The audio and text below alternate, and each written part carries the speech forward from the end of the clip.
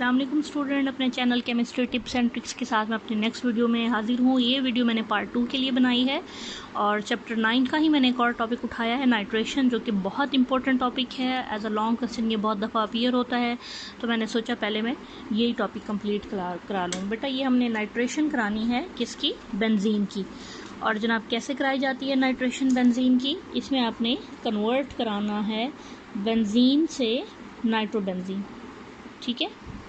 तो डेफिनेटली ये इतना सिंपल नहीं है जैसे मैंने एक ही स्टेप में लिख लिया है। इसके हमारे पास 3 स्टेप हैं, ठीक है। और इसके लिए हमें जो रिएजेंट चाहिए, यानी रिएक्शन कराने के लिए, नाइट्रेशन कराने के लिए या बेंजीन से नाइट्रोबेंजीन बनाने के लिए जो हमें रिएजेंट चाहिए, that is nitric acid in the presence of sulphuric acid. तो इन दोनों एसिड्स का मिक्सचर होगा हमारे पास, तो फिर हम बड़ी आसानी से बेंजीन को नाइट्रोबेंजीन में कन्वर्ट कर लेंगे, अदरवाइज़ ये कन्वर्जन पॉसिबल नहीं होगी। तो कल की तरह हम देखते हैं फ्रीटल क्राफ्ट अल्काइलेशन एसाइलेशन की तरह यहाँ भी 3 स्टेप हैं। फर्स्ट स्टेप है जनरेशन ऑफ स्ट्रॉन्ग इलेक्ट्रोफाइल। जो भी आपने इलेक्ट्रोफिलिक एरोमेटिक सब्स्टिट्यूशन करानी होती है तो उसके फर्स्ट स्टेप में आपको ना कोई स्ट्रॉन्ग इलेक्ट्रोफाइल जनरेट कराते हैं, क्योंकि जो वीक से या नॉर्मल इलेक्ट्रोफाइल होते हैं वो इतने वीक होते हैं कि वो बेंजीन के ऊपर रिएक्ट नहीं कर पाते। बेंजीन एक बड़ा स्टेबल मॉलिक्यूल है। तो जनरेशन ऑफ स्ट्रॉन्ग इलेक्ट्रोफाइल में के लिए जैसे ही आप HNO3 को H2SO4 में मिक्स करेंगे तो एक रिएक्शन होगा, और ये किस तरह का रिएक्शन है ज़रा गौर से देखिएगा।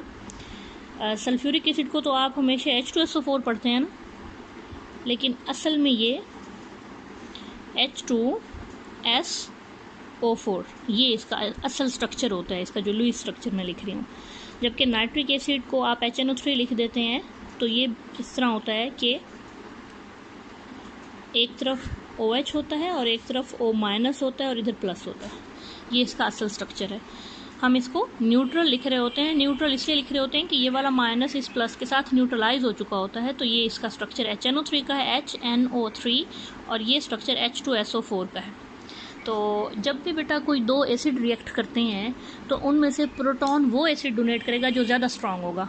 तो आपको मालूम है कि नाइट्रिक और सल्फ्यूरिक एसिड में से ज़्यादा स्ट्रॉन्ग सल्फ्यूरिक एसिड है, तो ये एक्ट करेगा एज एन एसिड और ये एक्ट करेगा एज अ बेस, यानी ये अपना प्रोटॉन इसको डोनेट कर देगा। और प्रोटॉन हमेशा ऑक्सीजन के लोन पेयर के ऊपर डोनेट होता है अगर किसी बेस में ऑक्सीजन मौजूद है तो जनाब क्या होगा, अब मैं आपको बता दूं कि इसको, इस स्टेप को आपने मेंशन कैसे करना है। तो ये जनाब माइनस इस प्रोटॉन के ऊपर एक्ट करके इसको अपने साथ लेके जाएगा। यहाँ क्या रह जाएगा देखिए ज़रा, S double bond O, OH and O-। क्यों O-? क्योंकि इसका H+ तो चला गया ना, तो ये बन गया। और यहाँ पे देखिए यहाँ क्या बन चुका है, यहाँ N double bond O, single bond O- plus O। अच्छा ज़रा और से देखिए, एक हाइड्रोजन इसका अपना और एक हाइड्रोजन जो इसने सल्फ्यूरिक एसिड से लिया, तो OH2 जब हो गया है तो ऑक्सीजन जब 1 2 3 बॉन्ड बनाता है तो वो प्लस हो जाता है, ऑक्सीजन जब 1 बॉन्ड बनाता है तो माइनस हो जाता है, और ऑक्सीजन जब 2 बॉन्ड बनाता है तो न्यूट्रल रहता है। तो इसलिए ये प्लस हो चुका है, ठीक है। तो इस चीज़ को तो हम कहेंगे, इस पूरे आयन को तो हम सिंपली कह लेंगे HSO4-, ठीक है। यहाँ क्या होगा, यहाँ जनाब होगा ये कि ये वाली स्पीशी जो है ये अनस्टेबल है, तो ये वाला नेगेटिव चार्ज यहाँ आएगा डबल बॉन्ड बनाने के लिए, और जब नाइट्रोजन ने यहाँ से 5 बॉन्ड पूरे करेगा तो फिर कोई एक बॉन्ड तोड़ना पड़ेगा, तो वो ये वाला बॉन्ड तोड़ के H2O को न्यूट्रल करके भेज देगा। क्या बन जाएगा, N double bond O positive, क्योंकि नाइट्रोजन जब 4 बॉन्ड बनाता है वो पॉजिटिव होता है, तो नाइट्रोजन के अभी भी 4 बॉन्ड हैं तो ये पॉजिटिव तो है, जबकि साथ में क्या रिमूव हुआ है, वाटर। तो ये आपका जनरेशन ऑफ स्ट्रॉन्ग इलेक्ट्रोफाइल है। तो बेसिकली आपके पास क्या हो रहा है, अगर मैं इस रिएक्शन को जनरली लिखूं तो H2SO4 ने HNO3 के साथ रिएक्ट किया है और क्या बनाया है, हमने बनाया है जी HSO4 नेगेटिव, NO2 पॉजिटिव और वाटर, ठीक हो गया। तो ये आपके पास जो है इसका जनरेशन ऑफ स्ट्रॉन्ग इलेक्ट्रोफाइल होगी, क्योंकि ये जो NO2 पॉजिटिव है ये स्पीशी जो है अच्छी खासी पॉजिटिव है। अब आ जाएं सेकंड स्टेप पे। सेकंड स्टेप में हमारे पास क्या होता है, इस सेकंड स्टेप में हमारे पास अटैक होता है बेंजीन रिंग पे इलेक्ट्रोफाइल का। हाँ जी, क्या होगा जी, देखिए कि ये है बेंजीन रिंग, ये इसके मैंने तीनों इलेक्ट्रॉन बनाए हैं। वैसे तो डीलोकलाइज सिस्टम सर्कल लिखते होते हैं, लेकिन यहाँ अब हम सर्कल नहीं लिखेंगे, मैकेनिज़्म ड्रॉ करते हुए हमें इन बॉन्ड्स की ज़रूरत पड़ेगी। और NO2+ को भी आप इस तरह ओपन करके लिखें। एरो बड़े ध्यान से मैं आपको पहले बता चुकी हूँ, एरो हमेशा सेंटर से शुरू करते हैं और प्लस वाले एटम तक लेके आते हैं। तो जनाब आपके पास क्या बन चुका है, अब देखिए कि ये दो बॉन्ड तो इंटैक्ट हैं, ये बॉन्ड टूटा है। यहाँ पे तो इसका हाइड्रोजन तो ऑलरेडी मौजूद था, लेकिन NO2 यहाँ पे लग गया है इस तरह से, और ये प्लस हो गया है क्योंकि यहाँ बॉन्ड इलेक्ट्रॉन की डेफिशिएंसी हो गई है। अब आ जाते हैं थर्ड स्टेप पे। थर्ड स्टेप में आपके पास रीगेन होगा एरोमेटिसिटी का, यानी 3 बॉन्ड फिर से पूरे होंगे, वो डीलोकलाइज जो सिस्टम है वो फिर से कंप्लीट होगा। तो रीगेन ऑफ एरोमेटिसिटी में आप देखेंगे कि ये जो चीज़ हमारे पास बनी हुई है जिसमें इलेक्ट्रॉन की डेफिशिएंसी हुई है, अब मैं NO2 को NO2 ही लिख रही हूँ और ये हाइड्रोजन है।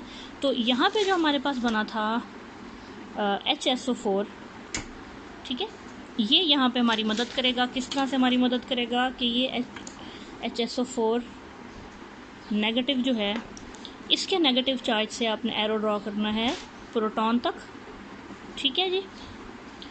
और जैसे ये प्रोटॉन निकलेगा, ये बॉन्ड के इलेक्ट्रॉन अंदर वापस आ जाएंगे और एरोमेटिसिटी का रीगेन हो जाएगा, यानी इलेक्ट्रॉन पूरे हो जाएंगे। ये देखें जी, ये बॉन्ड पूरे हो गए, यहाँ पे NO2 लग गया और यहाँ पे जो हाइड्रोजन था वो चला गया जी सल्फ्यूरिक एसिड बनाने के लिए। और जैसे कि आपने देखा कि H2SO4 जो है वो रीजनरेट हो गया है, इसलिए हम इसको कह रहे थे कि ये एज आ कैटलिस्ट इस्तेमाल हुआ है। तो इसका जो मैं ओवरऑल रिएक्शन अगर मैं लिखूँ, जनरल रिएक्शन या ओवरऑल रिएक्शन, तो वो कुछ इस तरह से बनेगा कि बेंजीन के साथ एक्चुअल में रिएक्ट किया है नाइट्रिक एसिड ने, ठीक है जी। बनाया क्या है, नाइट्रोबेंजीन और साथ में वाटर, और एरो के ऊपर आपने लिखना है H2SO4। और ये वाटर कौन सा है, ये वाटर ये जो यहाँ पे बना था, इधर फर्स्ट स्टेप में बना था, ये प्रोडक्ट हुआ ना, तो इसलिए ये यहाँ पे। और सल्फ्यूरिक एसिड एरो के ऊपर क्यों लिखा, क्योंकि ये रीजनरेट हो चुका है। तो ये एक बड़ा इंपॉर्टेंट सा टॉपिक आपका कंप्लीट हो गया। तो इसके एरोज़ का ध्यान रखिएगा और ये 3 स्टेप में आपका ये लॉन्ग क्वेश्चन कंप्लीट हो गया। ओके बच्चों, wish you best of luck.